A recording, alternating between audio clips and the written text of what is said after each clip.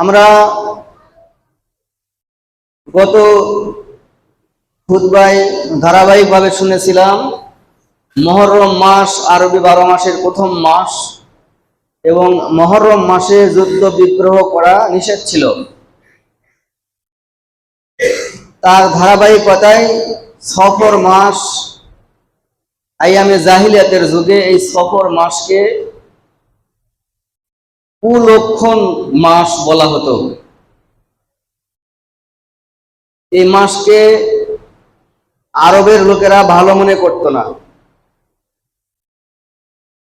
কুসংস্কারে ভরা ছিল এই সফর মাস। যেমন আমাদের সমাজে কিছু কুসংস্কার রয়েছে। ঘর থেকে বের হওয়ার সময় যদি বিড়াল পায়ের সাথে পেঁচ লাগে তাহলে আমরা মনে করি ক্ষতি হওয়ার সম্ভাবনা আছে। রাস্তা দিয়ে চলতে রাস্তার বাম দিক থেকে যদি ডান দিকে শিয়াল বা কোনো হিংস্র প্রাণী যায় তাহলে আমরা এটাকে খারাপ মনে করি। বাম দিক থেকে ডান দিকে যদি যায়, আমাদের সমাজে কিছু কুসংস্কার রয়েছে। ঠিক তদ্রূপ আরবের লোকেরা এই সফর মাসকে তারা কুলক্ষণ মাস বলতো। এর ধারাবাহিকতায় জনাবে মুহাম্মদ রাসূলুল্লাহ সাল্লাল্লাহু আলাইহি সাল্লাম মক্কা মুনওয়ারায় যখন নবুয়ত প্রাপ্ত হলেন, তখন আরবের মানুষের এই কুসংস্কারকে দূর করার জন্য চেষ্টা করলেন যে সময়ের ভিতরে কোনো কুলক্ষণ নাই। আল্লাহ পাকের পক্ষ থেকে আযাব এবং গজব আসে। ভালো এবং মন্দ কার পক্ষ থেকে আসে বলেন? আল্লাহ পাকের পক্ষ থেকে নির্ধারিত, আল্লাহ পাকের পক্ষ থেকে এসে থাকে। তবে এই সফর মাসে আমাদের যিনি আদর্শ রহমাতুল লিল আলামিন, এই সফর মাসে উনি অসুস্থ ছিলেন। আল্লাহর হাবিব সাল্লাল্লাহু আলাইহি সাল্লাম সফর মাসের পরের মাস রবিউল আওয়াল মাস। আমাদের মধ্যে অনেকের ধারণা আছে রবিউল আওয়াল মাসে মুহাম্মদ রাসূলুল্লাহ সাল্লাল্লাহু আলাইহি সাল্লাম দুনিয়াতে আগমন ঘটেছেন। 12ই রবিউল আওয়াল তিনি দুনিয়াতে আগমন করেছেন। এবং আমাদের মধ্যে কথাও জানা আছে 12ই রবিউল আওয়াল তিনি দুনিয়া থেকে ওফাত গ্রহণ করেছেন। সম্মানিত উপস্থিতি, এই সফর মাসের শেষ বুধবার দিন আল্লাহ রাসূলের জীবনের শেষ সফর মাস যেটা ছিল, উনি সফর মাস পুরাটাই অসুস্থ ছিলেন। শেষ বুধবার যেই দিন ছিল সফর মাসের, সেই দিন আল্লাহর হাবিব সাল্লাল্লাহু আলাইহি সাল্লাম একটু সুস্থতা লাভ করেছিলেন। এই জন্য এই সফর মাসের শেষ বুধবারকে আখেরি সাহার সোমবার বলা হয়। পরের মাস রবিউল আওয়াল মাস। রবিউল আওয়াল মাসের 12 তারিখ আল্লাহর হাবিব সাল্লাল্লাহু আলাইহি সাল্লাম 63 বছর বয়সে দুনিয়া থেকে পরলোক গমন করেন। তো মাসের ভিতরে, সময়ের ভিতরে কোনো খারাপ আছে এটা ইসলাম সাপোর্ট করে না। ইসলাম বলে যা কিছু আসে একমাত্র আল্লাহ তাআলার পক্ষ থেকেই অবতীর্ণ হয়, আল্লাহ তাআলার পক্ষ থেকেই আসে। ভালো এবং মন্দ, দুঃখ এবং কষ্ট, সুখ, ব্যথা, বেদনা, এইগুলি একমাত্র আল্লাহ পাকের কাছ থেকেই নির্ধারিত। এখানে মানুষের কোনো হাত নাই বা সময়ের কোনো হাত নেই। সম্মানিত হাজরিন, আমরা মুসলমান, আল্লাহ আমাদের রব, আর আমরা আল্লাহ পাকের নগণ্য গোলাম। এটাই আমাদের পরিচয়। পৃথিবীতে যত মানুষ দুনিয়াতে এসেছেন, যদিও আমরা বংশ অনুসারে আমাদের পরিচয় দিয়ে থাকি, কিন্তু আল্লাহ তাআলা আমাদের পরিচয় দিয়েছেন মানুষ এমন এক পদার্থ থেকে তৈরি হয়েছে, মানুষ এমন একটি পদার্থ থেকে সৃষ্টি হয়েছে যেই পদার্থের নাম লোক সমাজে, ভদ্র ফ্যামিলিতে বলার মতো নয়। পৃথিবীতে যত কিছু আবিষ্কার রয়েছে, আবিষ্কার করেছি আমরা, বিজ্ঞানীরা আবিষ্কার করেছে, এক একটি পদার্থ থেকে এক একটি বস্তু তৈরি করেছে। এর মধ্যে সৃষ্টির শ্রেষ্ঠ জীব, আশরাফুল মাখলুকাত, মানুষ যে পদার্থ দিয়েছে তৈরি হয়েছে, এটা লোক সমাজে বলার মতো নয়। আপনারা জানেন এই পৃথিবীতে একজন বাদশাহ ছিল, বাদশাহ হারুনুর রশিদ রহমাতুল্লাহি আলাই। একদিন অসংখ্য সৈন্য সামন্ত নিয়ে সে তার নিজ রাজ্য ভ্রমণ করার জন্য রওনা হয়েছে।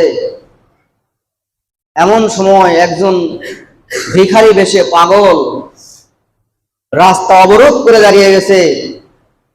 সামনের সিপাহীরা তাকে বলতেছে যে, পাগল, আমাদের বাদশাহ আসতেছে, রাস্তা ক্লিয়ার করে দাও। বলে যে, তোমাদের বাদশাহকে আমার নিকট আসতে দাও। বাদশাহ যখন তার নিকটে এসেছে, এ আল্লাহর ওলি পাগল বাদশাহ হারুন রশিদ রহমাতুল্লাহি আলাই এর ঘোড়ার লাগাম ধরে ফেলেছে। ধরে ফেলার পর হারুনুর রশিদ রহমাতুল্লাহি আলাই বলতেছে, পাগল, তুমি কি আমাকে চেনো? আমি কে? আমার সম্পর্কে কি তোমার কোনো ধারণা আছে? তুমি কার ঘোড়ার লাগাম ধরেছো? পাগল মুচকি একটি হাসি দিয়ে বলে যে, বাদশাহ নামদার, আমি আপনাকে চিনি। আপনার তিনটা পরিচয় আমার জানা আছে। আমি আপনার অতীতের পরিচয় বলতে পারবো, ভবিষ্যতের পরিচয় বলতে পারবো, এবং বর্তমান পরিচয় আমি জানি। হয়তোবা আমার চাইতে ভালো আপনার পরিচয় আর কারো জানা নাই। বাদশাহ হারুন রশিদ রহমাতুল্লাহি আলাই থমকে গেলেন,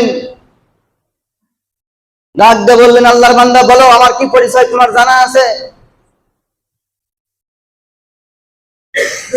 আল্লাহর পাগল ডাক দিয়ে বলে যে, আপনার অতীতের পরিচয় হলো আপনার পিতা আর মাতা একসাথে হওয়ার কারণে একটি নাপাক পানি বের হয়েছিল, যার কারণে আপনার পিতা মাতার উপরে গোসল করাকে ফরজ হয়ে গিয়েছিল। এইটা হলো আপনার অতীতের পরিচয়। আর ভবিষ্যতের পরিচয়, আপনি যে সুন্দর অবয়ব কাঠামো, আপাদমস্তক, কত সুন্দর মসৃণ, মালাকুল মাউত এসে যখন আপনাকে ঠেলে ফেলে দিবে, তখন 3 দিনের মধ্যে আপনার পেট ফেটে যাবে। 1 সপ্তাহের ভিতরে আপনার চক্ষু পানি হয়ে যাবে। এই চোখের পানি যখন আপনার মুখের ভিতরে প্রবেশ করবে, পোকাগুলি আপনার জিহ্বাকে খাইতে শুরু করবে। 40 দিনের ভিতরে আপনার সমস্ত শরীরের মাংসগুলি পোকায় খেয়ে ফেলে দিবে। শুধু হাড্ডি পড়ে থাকবে কবরের ভিতরে। এটা হলো আপনার ভবিষ্যৎ। আর আপনার বর্তমান পরিচয়, আপনি নাপাক বহনকারী একটি ট্রাকের মতো আপনার শরীরের ভিতরে নাপাক বহন করতে আছেন। যদি ওযু করা অবস্থায় আপনার শরীর কেটে যায়, 1 ফোঁটা রক্ত যদি বের হয়, তাহলে আপনার ওযু নষ্ট হয়ে যায়। আপনার এই চামড়ার ভিতরে, সুন্দর চামড়ার ভিতরে যা কিছু রয়েছে সবকিছুই কি নাপাক। আপনি যে সুন্দর খাবার খেয়েছেন, এই সুন্দর খাবারটা খাওয়ার পর যদি আপনার মুখ থেকে আবার পুনরায় বের হয়ে আসে, তাহলে ঘৃণায় আপনার আশেপাশে যত লোকজন থাকবে সকলেই বমি করে দিবে। আর সুস্থ অবস্থায় আপনি যদি রাজপ্রাসাদেও বসে থাকেন, আর ওই সুন্দর দামি খাবার যদি আপনার পিছন দিক থেকে বের হয়ে যায়, এর দুর্গন্ধে, পচা দুর্গন্ধে আপনার আশপাশে আর কোনো লোকজন থাকতে পারবে না। এইটা হলো আপনার বর্তমান পরিচয়। সম্মানিত উপস্থিতি, আমাদের প্রত্যেকের তো এটাই পরিচয় নাকি? সুতরাং আমি আপনার সামনে দাঁড়িয়েছি, আপনার পরিচয় আপনাকে দেওয়ার জন্য সামনে পিছনে ডানে বামে যে লোক লস্কর নিয়ে অহংকারের বেশে আপনি ঘোড়ার পিঠে বসে সওয়ার হয়েছেন, এখান থেকে আপনাকে ফিরে আসার জন্যই আমি আপনাকে সতর্ক করার জন্য আপনার সামনে দাঁড়িয়েছি। সম্মানিত উপস্থিতি, ঠিক ওই মুহূর্তে বাদশাহ হারুনুর রশিদ রহমতুল্লাহ আলার হাতে একটা লাঠি ছিল। নিজের প্রেস্টিজ বজায় রাখার জন্য লাঠিটি পাগলের হাতে দিয়ে বললেন যে, পাগল, তোমার চাইতে বোকা যদি কোনো মানুষ তুমি পাও তাহলে এই লাঠিটা তাকে তুমি ফেরত দিও, তার কাছে উপহার দিও। দীর্ঘদিন পর বাদশাহ হারুনুর রশিদ রহমতুল্লাহ আলাই অসুস্থ,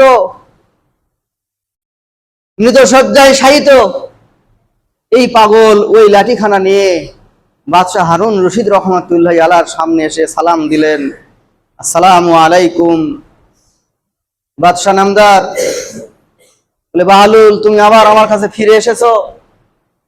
তোমাকে একটা লাঠি উপহার দিয়েছিলাম আর বলেছিলাম তোমার চাইতে নির্বোধ যদি কোনো মানুষ পাও তাহলে সেই লাঠিটা তার কাছে দেওয়ার জন্য।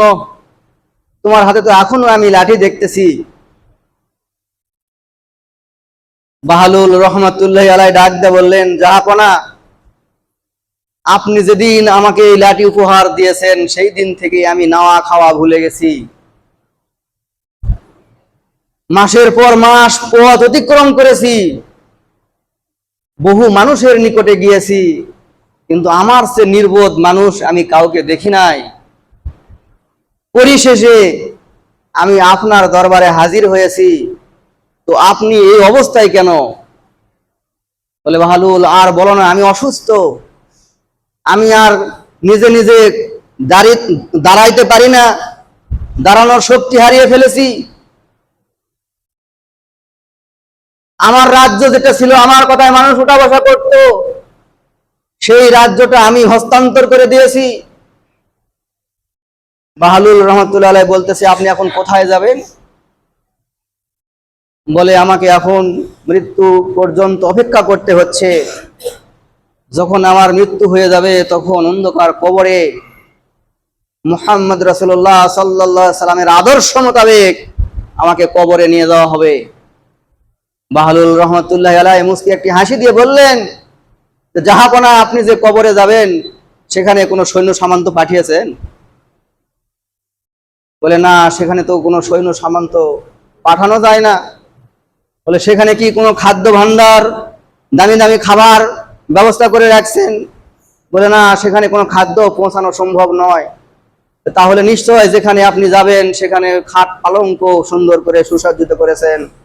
বলে, না, এগুলিও সেখানে সুসজ্জিত করার জায়গা না। বাহলুল রহমতুল্লাহ আলাইহি তখন হাতের লাঠিটা বাদশাহ হারুন রশিদের হাতে দিলেন।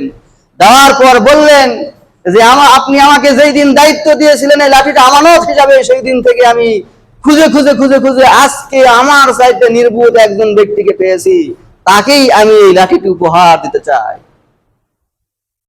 সম্মানিত উপস্থিতি, আপনারা কিছু বুঝলেন? কিছু বুঝতে পারলেন? এটাই হলো এই পৃথিবীর হাকিকত। হাকিকত সে তু দুনিয়া বে খবর হায়, দুনিয়া কি নুমায়েশ পর নজর হায়।